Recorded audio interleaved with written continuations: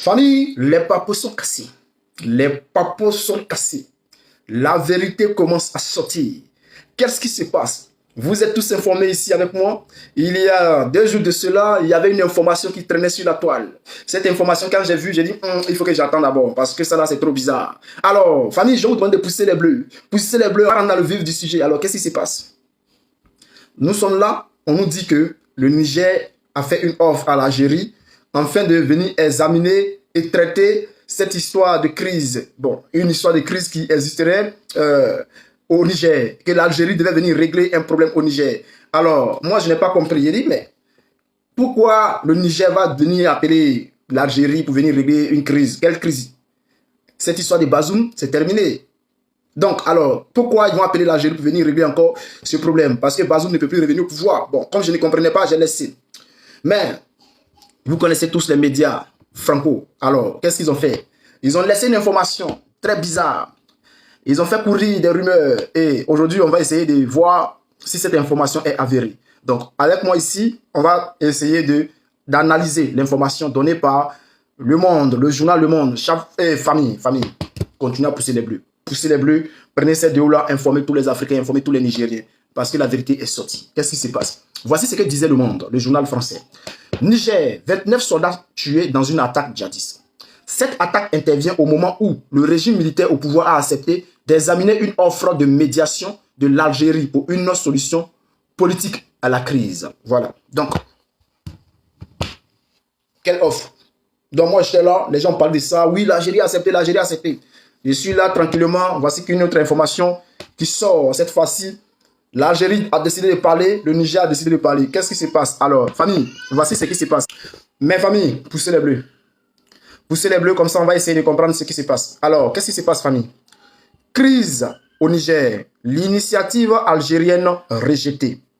Le 2 octobre, le ministère algérien des Affaires étrangères publiait un communiqué de presse sur les récents développements autour de l'initiative algérienne visant à résoudre la crise au Niger. Les responsables nigériens demandent à présent les informations selon lesquelles ils auraient accepté le plan proposé. Donc, ici, le Niger demande tout cela. Quel plan que nous avons proposé? Donc, ceux qui font courir les bruits là, écoutez, on va mettre cette vidéo là, famille, pousser, continuez à pousser les bleus, on va mettre cette vidéo là, et ensemble, on va essayer d'analyser. C'est parti, famille. Monsieur Kinissa, bonsoir. Alors, bonsoir. Il semble y avoir une certaine confusion entre Alger et Niamey concernant cette initiative algérienne. Comment expliquez-vous ce malentendu? Écoutez, en toute objectivité, il me semble qu'il n'y a aucune confusion, puisqu'il faut rappeler un peu les faits. Déjà, dois-je peut-être commencer par le commencement, à savoir qu'aujourd'hui, l'offre politique de sortie de crise algérienne est une offre pragmatique, est une offre réalisable, mais surtout une offre qui va pérenniser la paix. En d'autres termes, c'est plutôt la raison qui l'a emporté sur le va-t-en en guerre ou sur même des processus plutôt invectifs de la part de certaines forces obscures. La confusion peut être de façade, mais en tout cas parce qu'elle a été peut-être alimentée par ce que j'ai qualifié de fake news, d'information, dois-je dire même de désinformation de la part de certaines sources douteuses, de certains médias connus et reconnus pour leur hostilité envers l'Algérie, mais pas que d'ailleurs, envers tout processus qui permet à l'Afrique son émergence et son rayonnement et surtout son unification. Donc il y a eu peut-être une espèce de manœuvre sibylline, mais surtout manœuvre mal intentionnée à vouloir jouer sur les mots, mais surtout altérer le message du communiqué du ministère des Affaires étrangères, qui était d'une limpidité très claire et d'une limpidité efficace, puisqu'il n'a pas évoqué à aucun passage une quelconque approche coercitive, voire même une approche directive, encore moins des indications comme une feuille de route imposée. Bien au contraire, il a ouvert les portes justement du débat, du dialogue et surtout de l'action pacifique. Donc je pense qu'il y a lieu de rectifier, mais surtout de rétablir certaines vérités, à savoir que l'Algérie s'inscrit d'abord comme une force de proposition désintéressée dans une espèce d'approche d'intérêt pour défendre l'intérêt commun, et Niamey, qui plus est, a d'ailleurs communiqué dans un premier temps son ouverture à cette offre qui paraît en tout cas la plus plausible, mais surtout la plus efficace en ces temps troubles, en tout cas dans la région du Sahel, qui connaît, comme vous le savez très bien, des menaces qui s'accentue de jour en jour, justement profitant de ce statu quo que certaines officines internationales obscures souhaiteraient maintenir ad vitam aeternam dans la région. D'après vous, quels sont les points de blocage? Qu'est-ce qui manque aux autorités nigériennes pour qu'elles acceptent cette initiative dans son entièreté? Écoutez, de prime abord, en tout cas, ce que j'entends par en tout cas les déclarations de Niamey, c'est que effectivement, là où il y a une divergence peut-être, et encore une fois alimentée par une espèce de désinformation, c'est que la question de la période de transition où l'Algérie, faut-il le rappeler, avait évoqué à l'époque une période de 6 mois. Bien évidemment, c'est une proposition, comme on l'entend, donc c'est-à-dire ouverte et assujettie à un débat, à une concertation interne, puisque suite à cette confirmation des autorités nigériennes, le président de la République, Abdelmadjid Tebboune, a instruit son ministre des Affaires étrangères à se déplacer dans les plus brefs délais à Niamey pour pouvoir ouvrir les canaux de dialogue et de débat interne, puisque la solution, in fine, sera nigérienne, sera interne, propre justement à la société civile, propre aux dirigeants, mais en tout cas, elle sera ou s'articulera autour d'une structure et une ossature qui sera purement politique et non pas militaire ou autre, comme certains le souhaiteraient. Donc je pense qu'il faut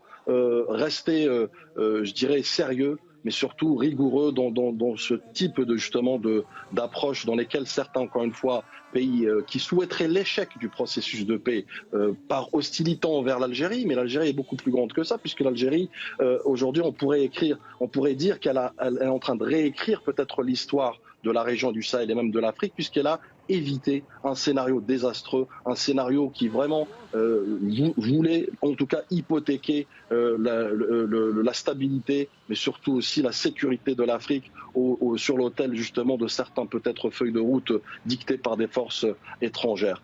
L'Algérie se tient vent debout encore une fois pour démontrer que non seulement elle peut être force de proposition, elle est devenue cette référence et cette puissance diplomatique au service de la paix, du maintien de la paix, une paix pérennisée et non pas conjoncturelle, mais aussi elle veut dénoter à travers cette action vertueuse et honorable que l'Afrique est capable, l'Afrique est responsable, l'Afrique est engagée et déterminée à vouloir justement sortir par le haut, mais surtout aller vers son développement, son essor, et non déplaise, encore une fois, au discours condescendant, réducteur de certains États ou certaines forces qui souhaiteraient maintenir l'Afrique asservie et surtout dans l'obscur et dans l'inconnu.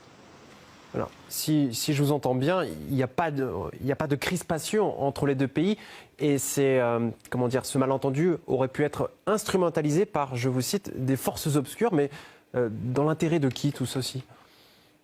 Dans l'intérêt justement peut-être de forces néocolonialistes qui ont du mal à peut-être couper le cordon ombilical entre l'Afrique et l'Occident, de forces obscures qui ont peut-être un dessein belliqueux à vouloir encore une fois maintenir l'Afrique sous-développée, des forces obscures ou des officines en tout cas qui souhaiteraient maintenir le diktat, en tout cas on sait-on qui court, à savoir cette crise économique planétaire, où on sait que en contrepartie l'Afrique jouit de cette richesse souterraine, de cette richesse par le capital humain, mais aussi cette richesse par ne serait-ce que côté alimentaire, à savoir elle abrite plus de 60% des terres arables et fertiles dans le monde. Donc oui, je pense que il faut clarifier en tout cas les intentions. L'intention de l'Algérie est une intention noble, vertueuse, claire, limpide, qui s'inscrit encore une fois dans sa démarche, dans son ADN diplomatique, à vouloir toujours régler ou résoudre en tout cas les conflits, quels qu'ils soient, aussi complexes qu'ils soient, comme aujourd'hui cette équation à plusieurs inconnus que certains souhaiteraient non seulement instrumentaliser, mais utiliser à mauvais escient pour justement maintenir ce statu quo qui, vous l'aurez compris, en géopolitique permettrait non seulement le vide constitutionnel, le vide aussi sécuritaire qui permettrait l'émergence, la consolidation, mais surtout le renforcement du crime international. Mais au-delà de cela, bien évidemment, le terrorisme qui, je rappelle, Niamey a connu au lendemain de sa confirmation et sa volonté à vouloir sortir de cette crise et sans issue, il y a eu une attaque terroriste qui a coûté la vie de plus de 29 soldats nigériens. Donc c'est pour vous dire que les dangers guettent ce processus. Les serviteurs du mal souhaiteraient aujourd'hui que justement le Niger reste dans ce tunnel sans fin. comme d'ailleurs pour certains pays, tant bien que mal, puisque l'Algérie a démontré, je rappelle, dans un pays limitrophe qui est le Mali, à travers les accords d'Alger, que, encore une fois, je me répète, l'Afrique peut gérer ses propres problèmes et peut, dans une union sanctuarisée qui doit être sacralisée justement et protégée par des garde-fous vis-à-vis de certains pays qui souhaiteraient justement dénaturer, voire même instaurer le désespoir. Laissons l'Afrique émerger, laissons certains États comme l'Algérie, comme locomotive en tout cas régionale et internationale, aux côtés d'autres pays qui sont aussi bien intentionnés et bienveillants, à vouloir, notamment occidentaux, à vouloir justement sortir par le haut, mais surtout aussi donner la chance à l'Afrique à aller de l'avant, mais stabiliser en tout cas la région et permettre que le peuple africain enfin renoue avec l'espoir, renoue avec le développement, renoue avec, je dirais, l'émergence qu'il mérite, à savoir le capital humain et les peuples africains en toute liberté, en toute indépendance. Monsieur Kenissa, merci pour cette analyse. Vous étiez en direct avec nous depuis Alger. Merci. Famille, poussez les bleus, prenez la 2 maintenant tous les groupes.